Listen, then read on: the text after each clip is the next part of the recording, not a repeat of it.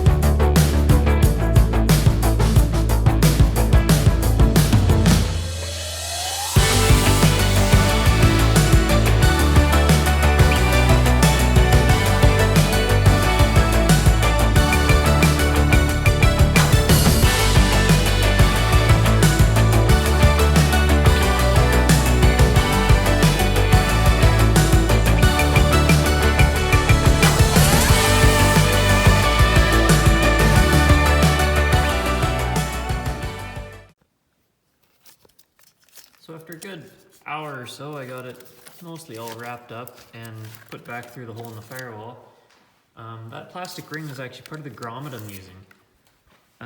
This is the other half. This is actually out of a 9907 GM truck, SUV, whatever. It's for the door actually.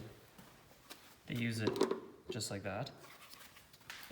This plastic piece is the retainer for it, and then you have this that clips onto the retainer, then it clips in like that. So that is actually what I'm going to be using as my grommet for the firewall. It's big enough that all the wires fit through, but it actually looks really clean when it's done. And here I'll show you an example of one. So this is what it looks like when it's done. Once the grommet's all cleaned up and you have your big branch and it all gets taped up, it looks super clean, super simple, and that's all you have going into the firewall for engine wiring. Looks pretty good. And here it is routed back through the firewall, up over there in the hole. So I'm actually quite a fan of this stuff. You put this on with the hockey tape, it looks really clean. It's super flexible and soft. It's actually really nice stuff to work with, a lot nicer than the plastic stuff. It's a lot easier to install for sure. And I'm hoping this stuff isn't going to dry up and crack over time like the plastic stuff usually does. And then I'm gonna have to kind of clean up this area a little bit, put the new loom on and tie it up, tape it up and fasten it, as well as lengthen alternator wiring and my #1 injector wiring. As well as I want to do at least the top half of the engine harness with the new loom that I have. So that's going to be on the agenda next.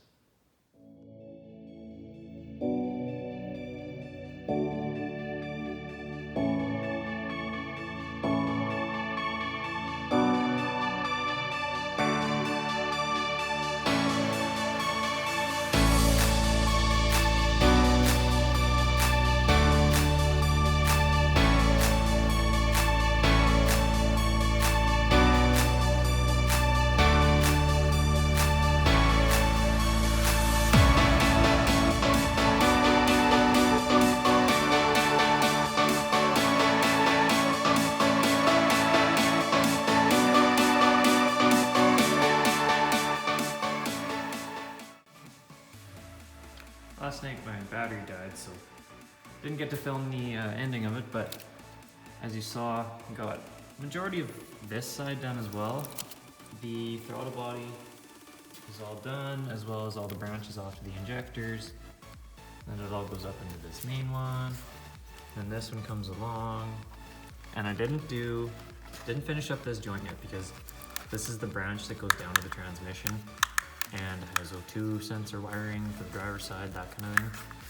And I just haven't done that one yet. I'm not going to until I do the wiring underneath. As well as I didn't do, I stopped right here for these. This one is MAP sensor. This one is O2 on passenger side. They're both way too long. They come out to like out here, which is way longer than I need. So I'm gonna shorten those, but I don't wanna do that until I actually have my intake in here and I know where the sensor sits, because then I can know where that wiring is gonna run and how long exactly I need it to be. And then the only other thing is I need to lengthen my alternator wire, which is I left a little bit extra on here. Not sure how long it needs to be. But yeah, overall, it's not too bad. I'll still have to get that grommet done. But next thing, I think, now that that harness is in there for good, in theory, I'm gonna actually mount the computer now, run these over there, and do more of a permanent holding for this harness.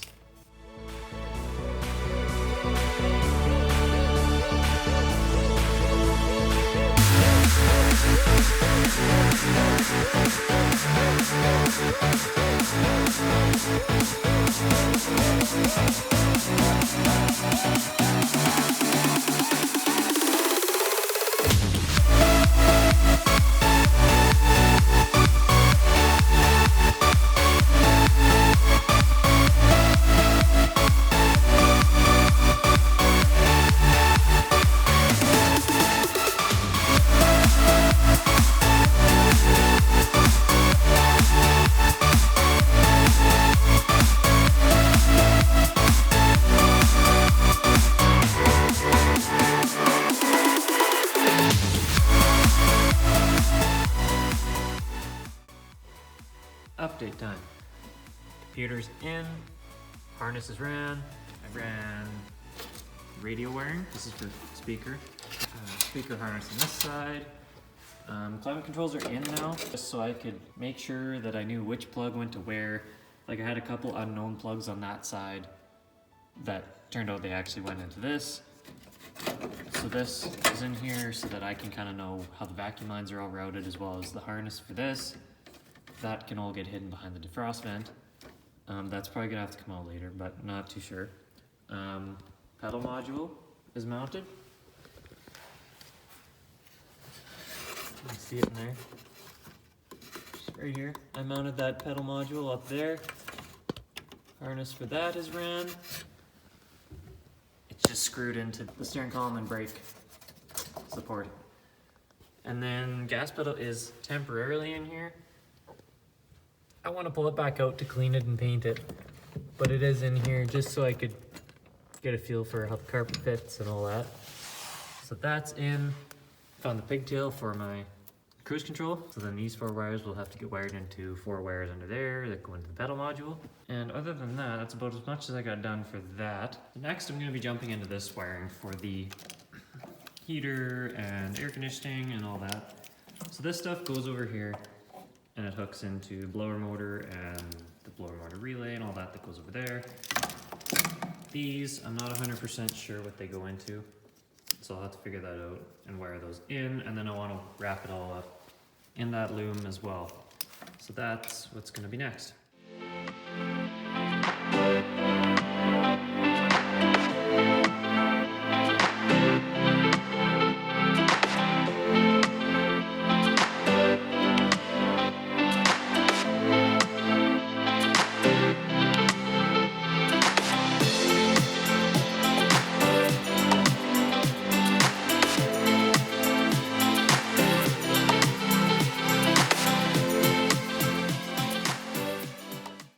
Doesn't that just look a whole lot better?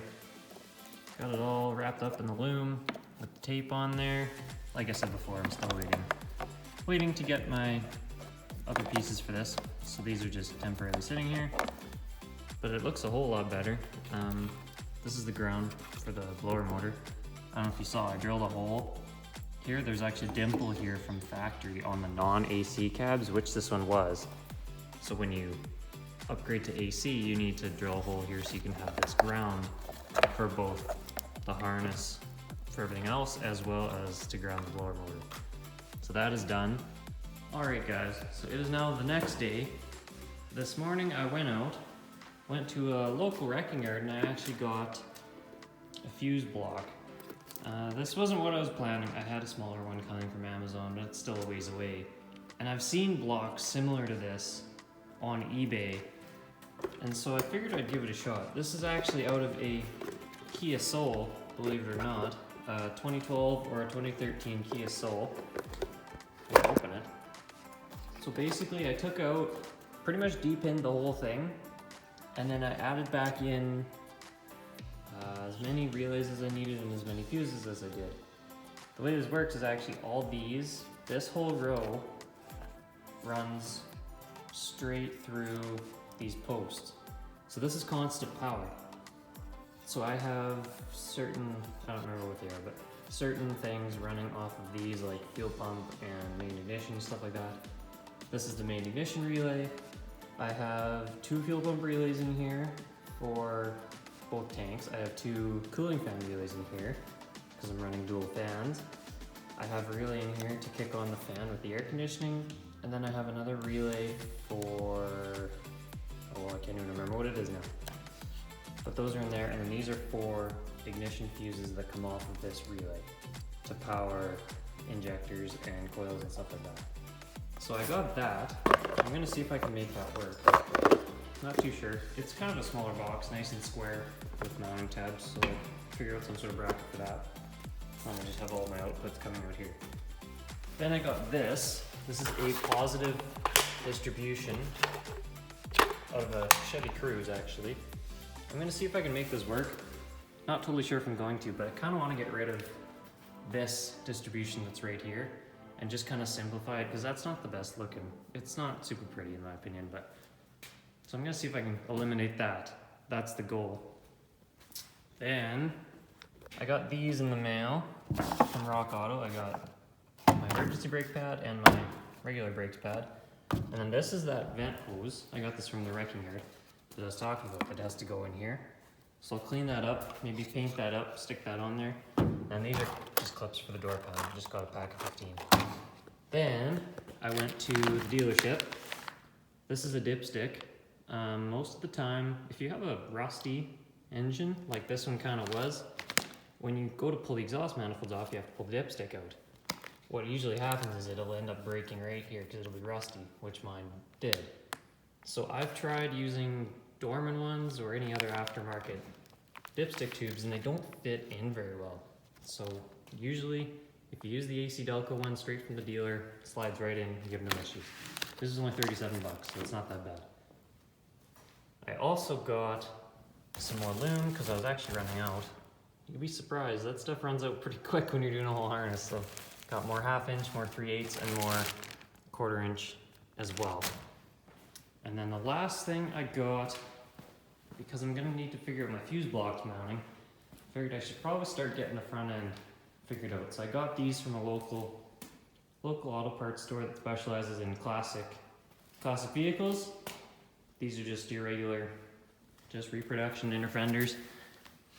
Give them a quick scuff, throw some flat black paint on it with the radiator support as well, and then those will be ready to go on as well. So, that being said, that's gonna do it for today's video. Like and subscribe if you liked all this. There's gonna be a lot more coming with this, obviously.